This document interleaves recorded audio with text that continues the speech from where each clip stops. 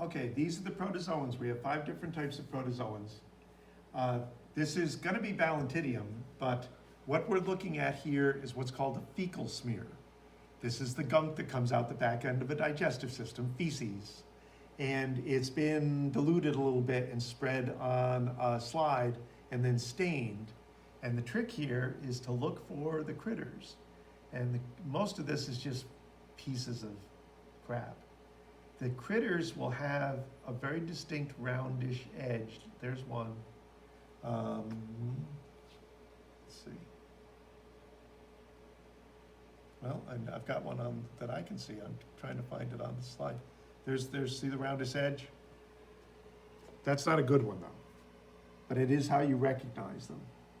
Is that the gunk in feces tends to be very irregular. I'm trying to find one that's got a nice nucleus showing and everything. Sometimes you get dark blobs and light blobs. That is in Ballontidium.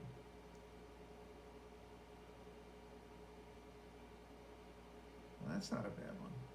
See if I can find a better one.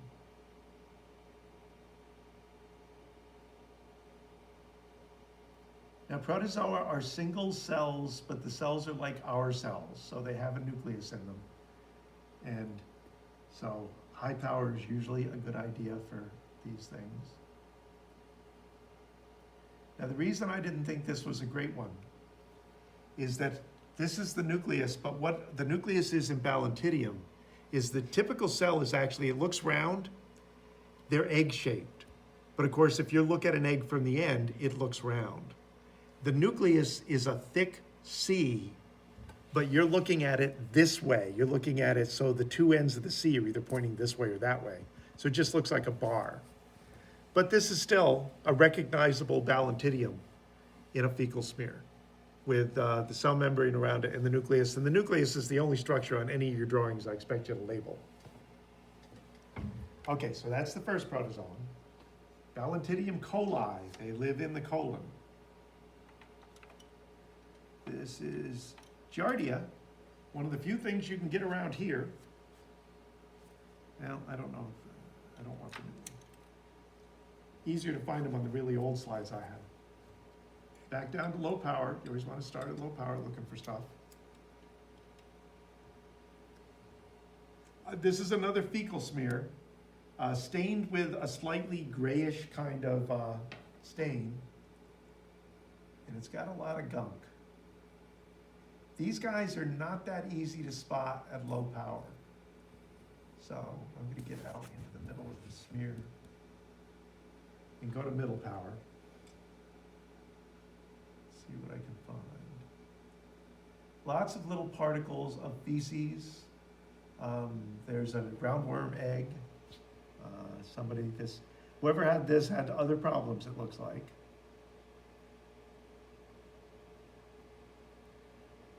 Obviously, if you're doing this in the lab, this is a tricky thing to do. But one of the things about Giardia is once you see one, you start to notice they're all over the place. I'm just trying to find a good one. I'm still not at the right power. Oh, I think I got one there.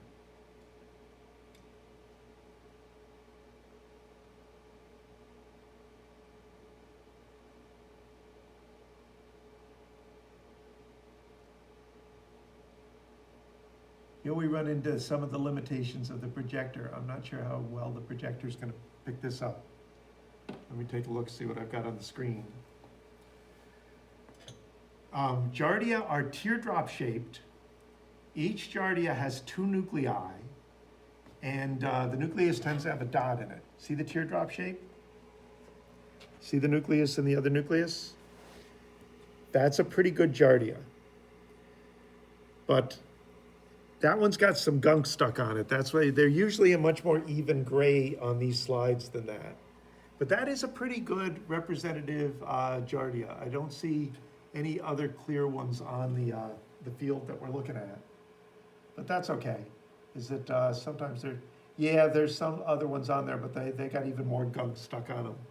I'm trying to get oriented here.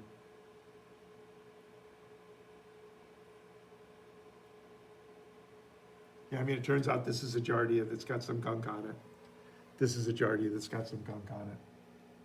You know, when you're living in feces, you're gonna wind up with gunk on you. But we found a pretty good one, so that should be good enough. So I'm gonna go on to the next protozoan. Go back down to low power. The next protozoan is Plasmodium. Plasmodium causes malaria. Plasmodium lives in the blood, in red blood cells. And so what you wind up with on the slide, that's just the edge of the cover slip. This is a blood smear. And at low power, it mostly just looks pink. Pink and kind of irregular. And you get a few dark dots. Those dark dots are the nuclei of white blood cells. So at low power, you know, you can get an idea of the smear, but you can't really see much of anything.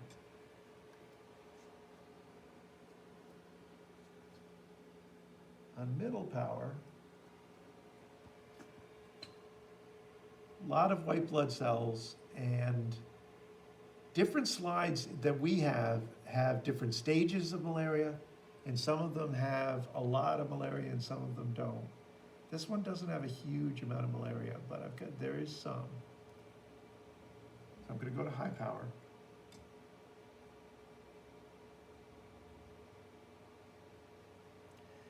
Malaria, after it has a breeding period in your liver, it emerges from your liver and it invades red blood cells, which are some of the smallest cells in your body, and it will reproduce there again. Now at this stage, it's been reproducing enough that it's generated a few, each one of these dots is a malarial organism, a plasmodium, same here.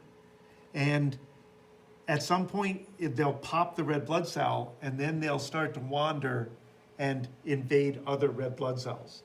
As I said before, this is not a really heavy infection. On some of the slides, these things are all over the place. On some slides, you only see them in the red blood cells. In some slides, you only see them between the red blood cells. This is kind of a transition between reproducing in the cells and being out and about in between. But usually when you draw this, it's good to draw some of these kind of ghostly red blood cells and label them as such, and then point at this as the plasmodium.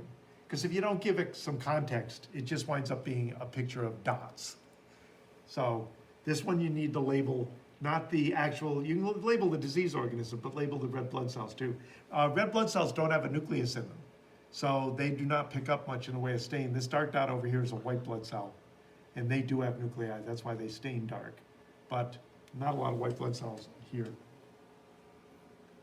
While I'm looking at it. Okay, there's some white blood cells, and there's another. Now here's an infected cell that has not popped open. That those dark dots inside are malaria, and here's some malaria that have popped out. There's one just starting inside another red blood cell. Nasty, nasty things. Okay, the next is Trichomonas vaginalis. It causes vaginitis. If you have vaginitis, you have an inflammation of your vagina. It could be bacteria, it could be fungus, which is what yeast is, and it could be these guys. That's why they like to run tests to see what they're dealing with, because you don't use the same drugs on all three. Now, what happens here is, what they've done is they've taken a swab. They've swabbed the surface of the vagina, they've put the swab down on a slide, and then they've taken and spread the smear, which tends to settle the cells to the top and bottom of the streak. So up in this part of the streak, virtually everything you're looking at is a trichomonad. But this is low power, so you can't really see much of anything. So we'll go, oops. Not really sure what happened there. I'm just helping myself focus. These are all trichomonads, in clumps, a lot of them, but also individual.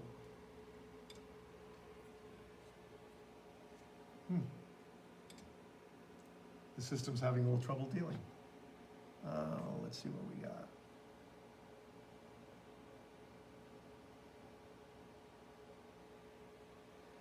Trichomonads have flagella that they move with.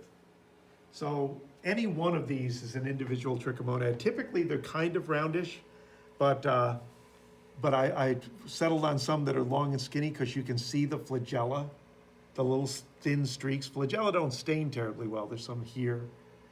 And also one thing that makes trichomonads recognizable is they have this little bar inside of them, but this is the nucleus.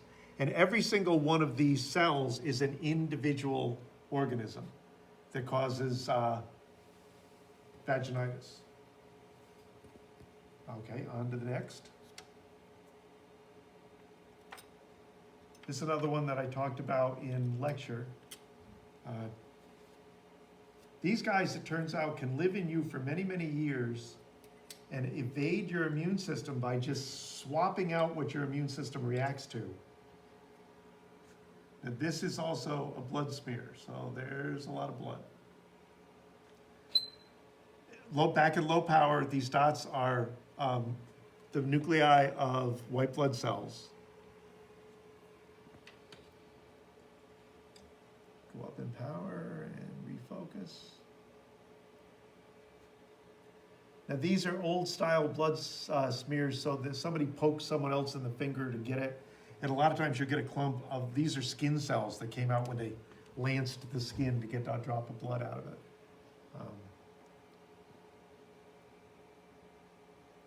I don't know how well you can see. You'll see better when I go up in power, but before is that these guys are going to turn out to be all little squiggles. And keep in mind, this is a very small part of a single drop of blood. And all of these things that you're seeing, except for the big round dots, these are nuclei of trypanosomes. So it's I can't even imagine how many of these things were in this person.